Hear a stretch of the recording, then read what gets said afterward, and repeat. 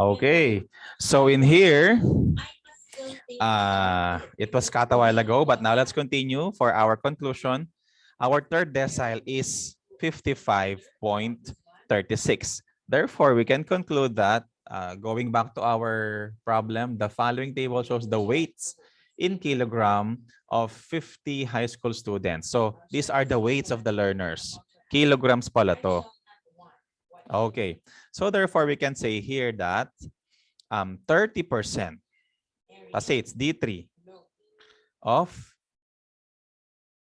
the 50 learners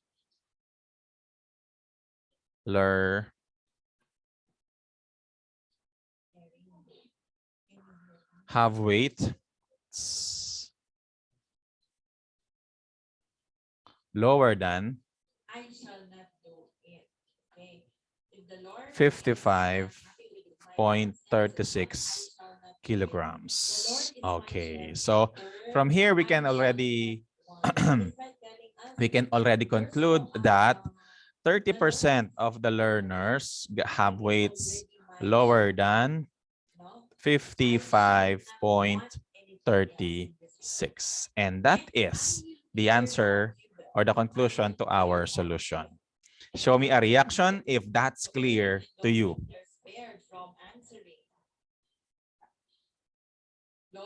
Very good. That's it. Okay. Again, just like what I told you a while ago, remind your classmates, send the GM in your group chat. The attendance will only be checked later. Okay. So tell them to come back if they want to be present because no one is present yet in your attendance today. Okay. So finally, for that's our deciles. Show me a reaction based on how you understood the process for the deciles. Let me see. How did you find? Actually, this is just the same with the quartile last week. Just a little modification because of the deciles. Okay. Thank you. Very good. So I'm glad you found you saw you consider it understandable. Now, to continue, I just would like now to focus on this kasi the percentiles of group data will just be the same as this. Just that there will be a little difference with regards to the formula. If in the deciles, your denominator here is 10, what do you think will be the denominator for the percentile of grouped data? Percentile of group data. What do you think will be the denominator of the formula for letter A? Type it in the chat box, please. Type it in the chat box. The others, please get ready. Surely goodness and love will follow. I would like to see if you know how to differentiate the two because the process is just the same. Just the formula will be different. A little difference only actually. Sige. Now, open your chat box. 5 already have sent. 5 classmates already have sent. Okay, let me see. Very good. 100. So for us to express this in, let me change the color. I will now erase this because I will be making it percentile. So to make it PR, percentile of whatever number it is, it will be equal to, the 10 will be changed to 100. We need to add 0 here.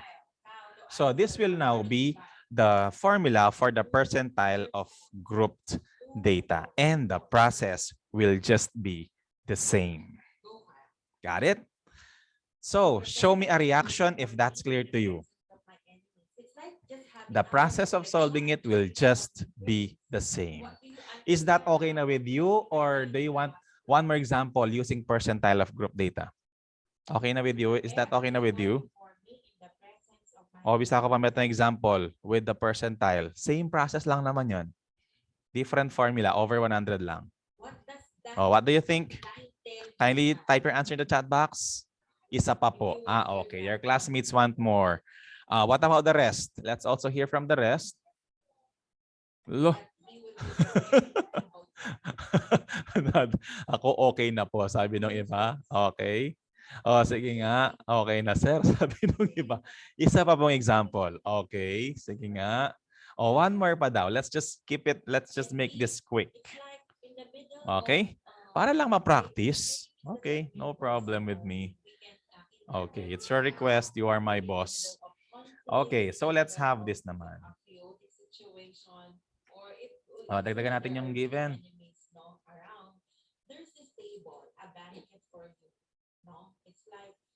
Assuring us that we are, just like Metro Bank, we are in good hands. No?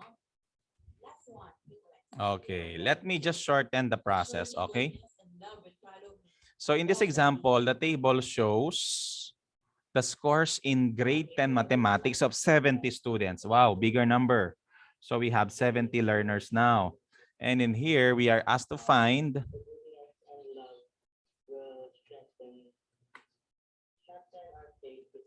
the P25 or the 25th percentile and interpret this value.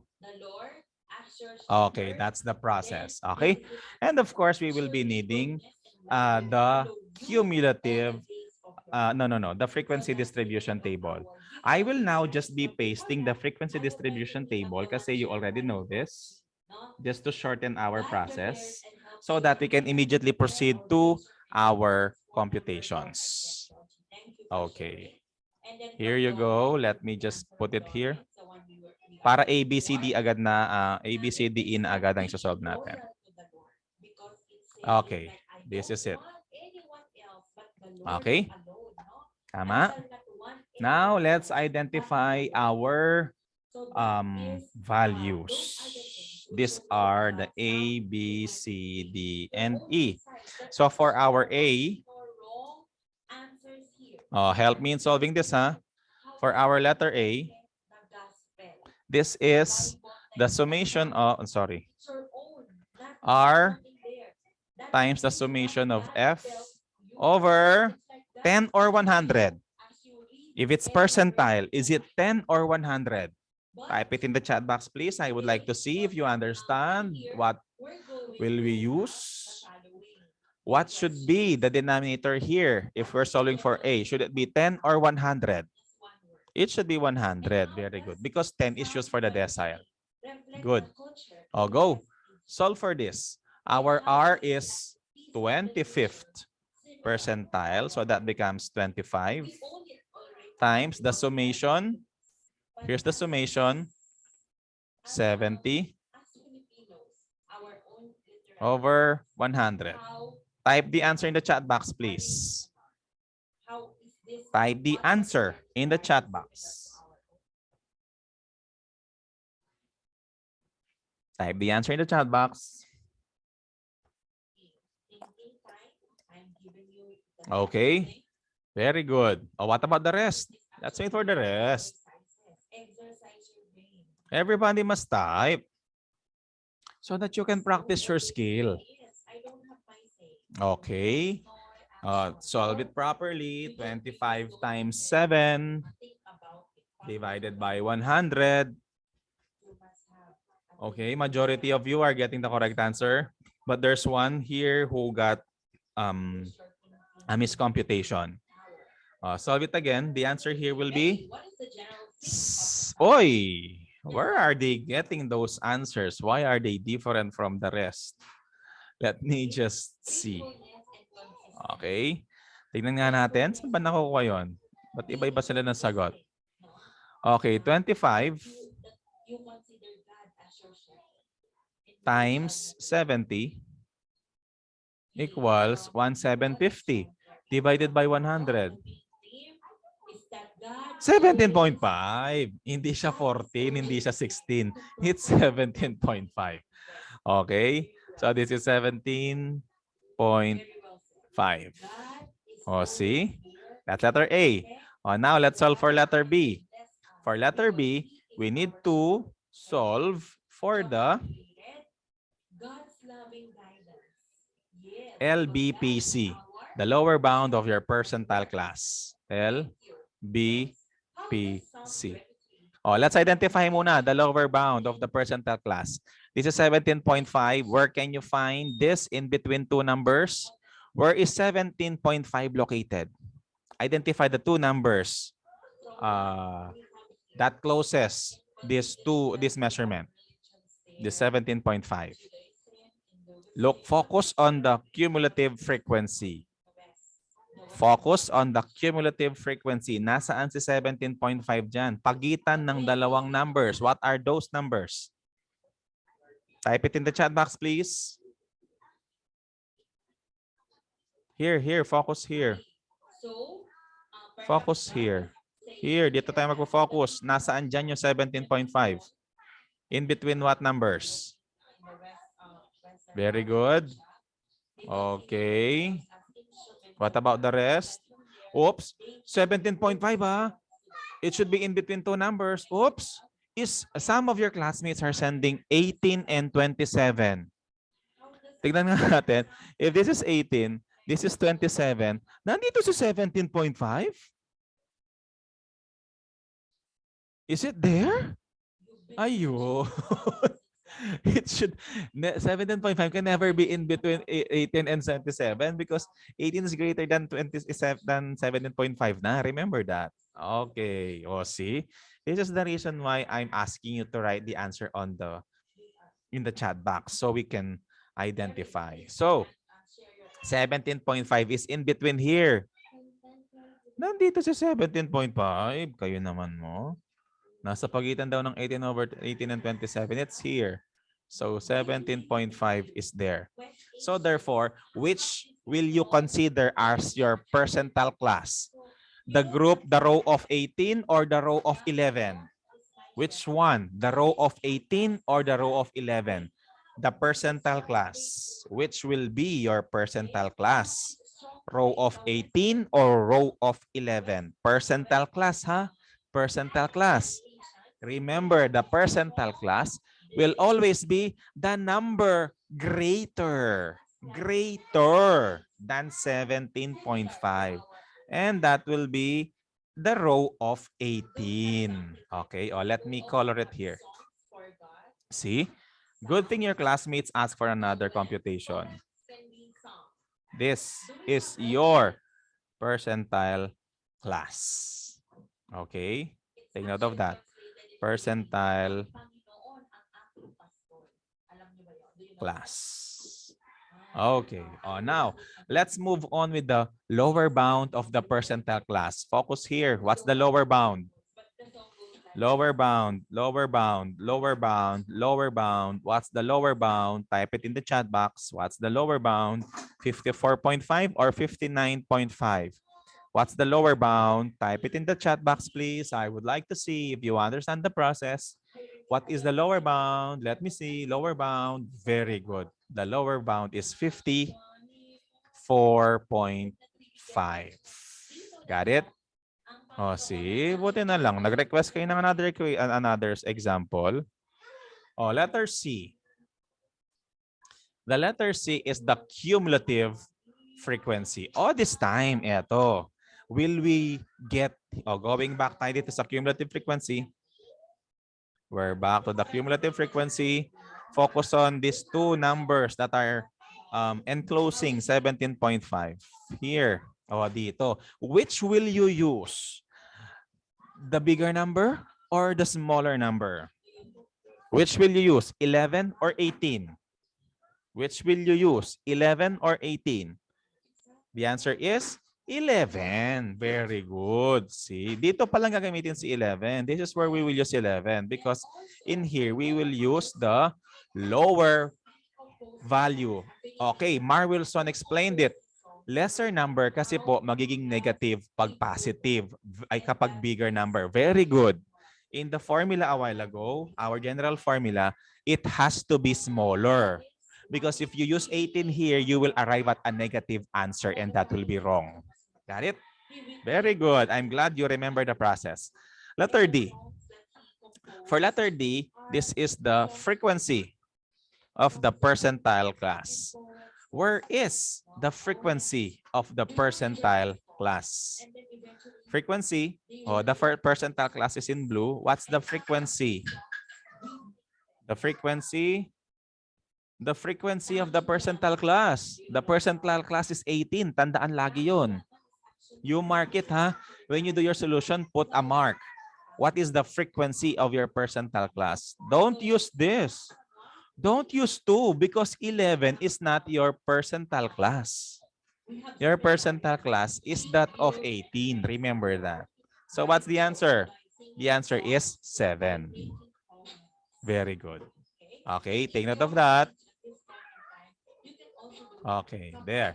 And finally, your letter E, our class interval. It's small I lang pala. It's class interval. You just have to subtract. Ito na lang para wala nang lito-lito. You just have to subtract your class boundaries in the percentile class. So that is, let me just erase it para di malito yung mga classmates natin. Okay. Here. There. Subtract that. So we have 59. Oh, so 59.5 minus 54.5. What's the answer? Type it in the chat box. 59.5 minus 54.5. Type the answer in the chat box, please. Type it in the chat box. Type it in the chat box. Dalawa lang ang nagtatype sa chat box. Let me hear the rest. 59.5 minus 54.5. The answer is 5. Very good. Now that we have completed our ABC, we can now move on with our formula. And our formula is just the same as a while ago, but this time it's over 100. Okay, let's have this. In verse 2 to 5, this is how the shepherd will be taking good care of us. 2, 3. Okay, let me just focus on the values. Would you like to read verse there you go. 2? How will the shepherd? So we are looking for the 25th percentile, right? Let me see. Yes, 25th percentile. So this will become P25.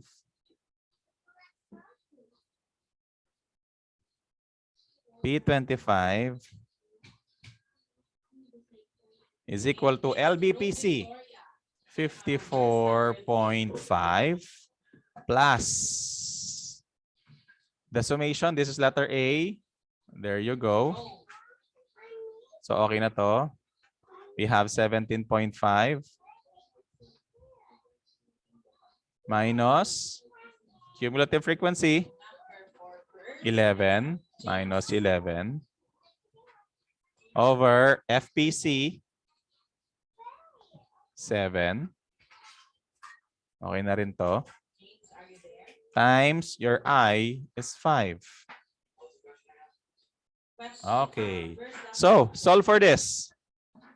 Press it in the calculator and then when you're done, type it in the chat box.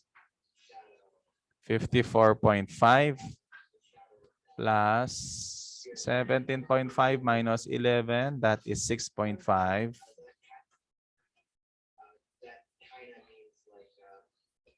Over 7 times 5. I'll go. Calculators, please. Type your answer in the chat box as soon as you're done. So this is 54.5 plus. Type it in the chat box, please. Okay, so far your classmates are sending the correct answers. Let's wait for the rest.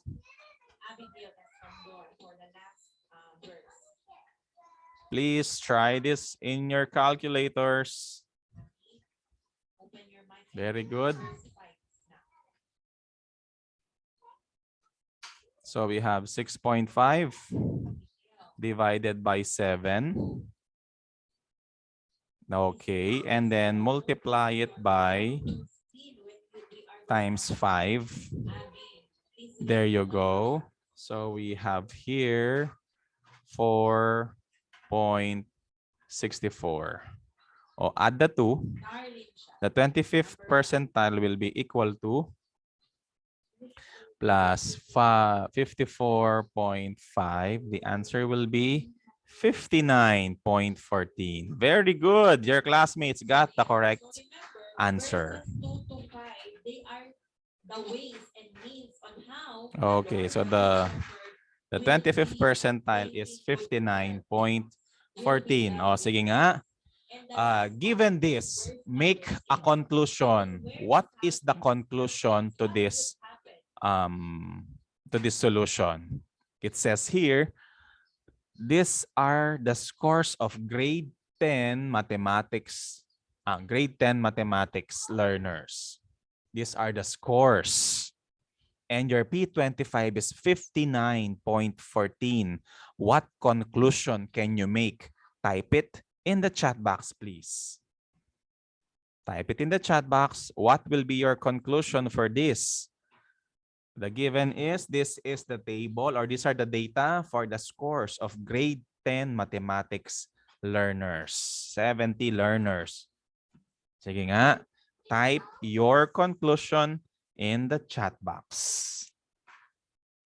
Type the conclusion in the chat box. Let me see.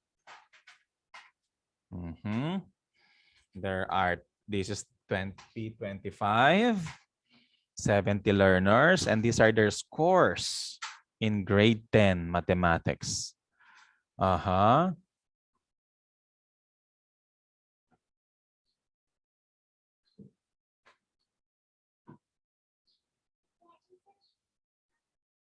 Okay. Thank you. Thank you for that.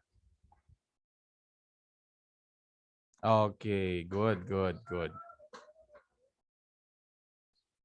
Yes, thank you for this. Thank you for this realization, Chester. Okay, your classmates are actually correct. Actually, I just missed to type it, or I just missed to say it.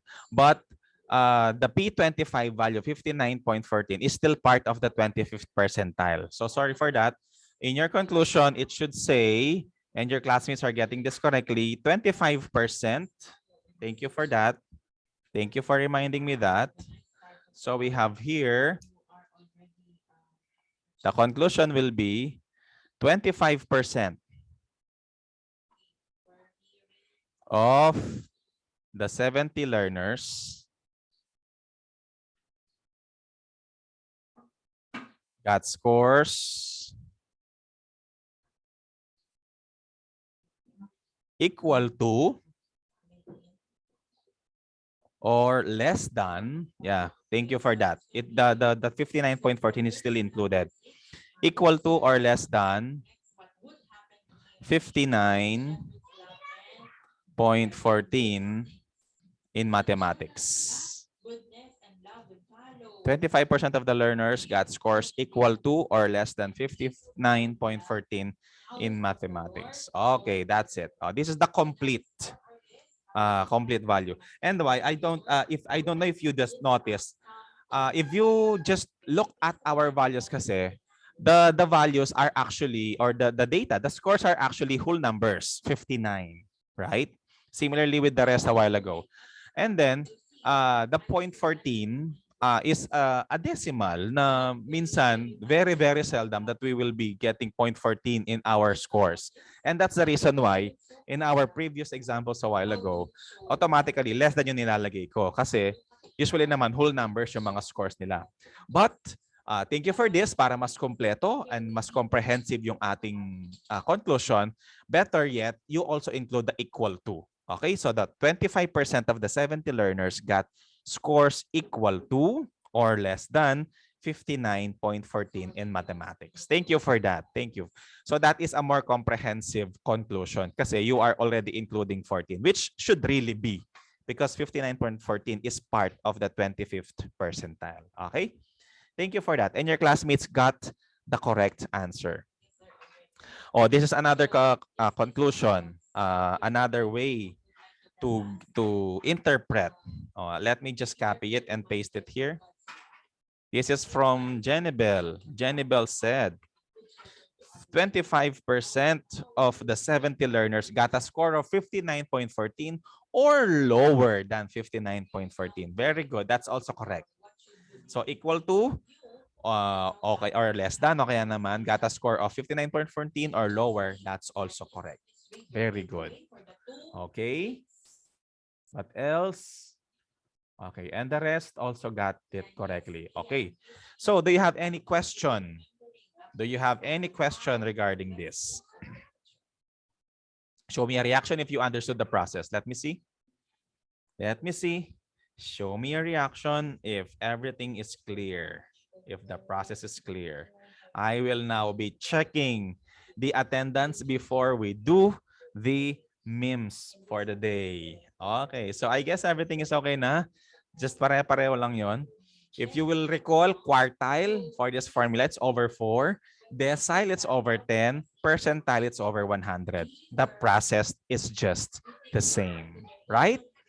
Thank you so much. And of course, for your conclusion, please don't forget, you already include the score, whether or not there is a real score like that or none. Okay? Para mas sigurado at inclusive siya sa lahat. Okay? Thank you so much for that reminder, Chester. Any question? Okay. So with this, let's have first our attendance. Oh, ready na? Let me now check the attendance. Wait lang. I intentionally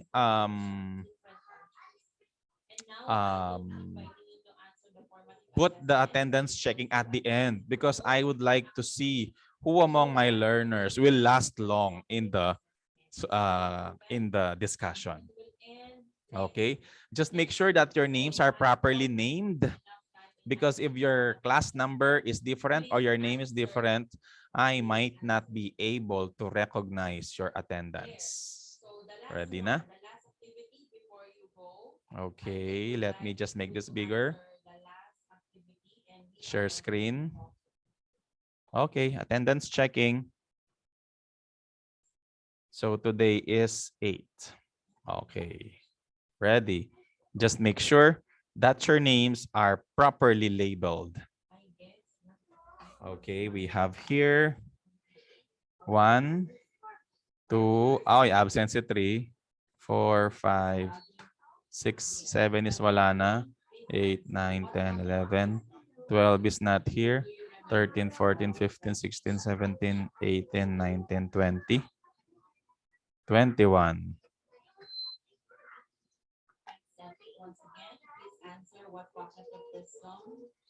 22, 23, 24. 1, 2, 3, 4, 5. 6 is not here. 7 is not here. 8, 9, 10, 11, 12, 13, 14, 15.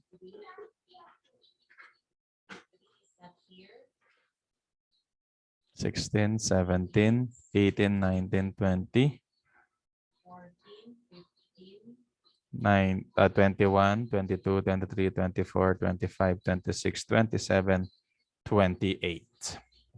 That's it. Again, just a reminder, just to verify our classmates who were not able to complete our discussion or did not attend our discussion are John Christian, JC, Alric, Gianna, Tamara, Eliza, Kathleen, and May. Si May nagsenda ng excuse letter sa akin na matayin siya ng tita or lola? Lola. Yeah. Okay. Thank you so much. So, it's now time for us to have our featured meme for the week. So everybody take a screenshot of this meme template.